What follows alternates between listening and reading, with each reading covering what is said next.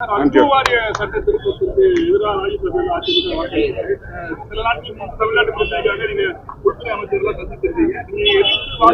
சிறுபான்மை மக்கள் முஸ்லீம் மத்தியில ஒரு பெரும் ஆதரவா தான் இருக்குது. இந்த பிரச்சனையில அதிமுக கருத்து என்ன சொல்லுவாங்க? இல்ல, தமிழ்நாட்டுல தீர்மானம் கொண்டு வருகிற போது எங்களுடைய கொறடா, எங்களுடைய எதிர்கட்சி கொறடா முன்னாள் அமைச்சர் அண்ணன் எஸ்பி வேலுமணி அவர்கள் அதிமுகவினுடைய குரலாக அந்த தீர்மானத்தை ஆதரிச்சோம். டெல்லியிலே அங்க அந்த சட்ட மசோதா நிறைவேற்றுகிற போதும் அதை எதிர்த்து தான் வாக்களிச்சிருக்கிறோம்.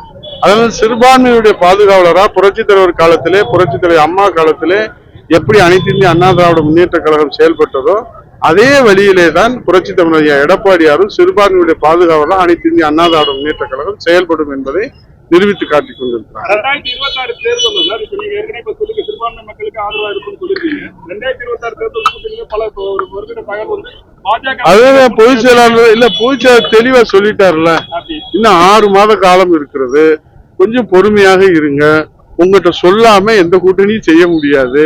அதனால கூட்டணி பத்தி இப்ப அவசரப்பட வேண்டியதில்லை. இப்ப எங்க கட்சி கட்டமைப்பை வலிமைப்படுத்துகிற பணியில தமிழ்நாட்டிலே 68,500 வாக்குச்சாவடிகளுக்கும் 9 பேர் கொண்ட இளம் ரத்தம் பாய்ச்சுகிற ஒரு புதிய ராணுவ படையை உருவாக்கி கொண்டிருக்கிறார்கள். ஒரு சத்தம் இல்லாமல் ஒரு புரட்சி, ஒரு மறுமலர்ச்சி நடந்து கொண்டிருக்கிறது.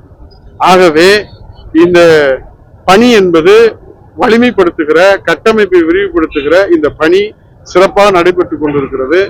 ஆளுகிற கட்சியினுடைய அந்த அவல நிலையை தோலுரித்து காட்டுகிற போராட்டம், ஆர்ப்பாட்டம், அதுக்கு முன்னுதாரணமா உங்க மாவட்டத்திலே அண்ணன் சிட்லப்பாக்க ராஜேந்திரன் எனக்கு தெரிஞ்சு 20 போராட்டம் பொதுச்செயலாளர் அறிவிச்சிருக்கிறாரு. தமிழ்நாடு முழுவதும் நடைபெற்றுக் கொண்டிருக்கிறது.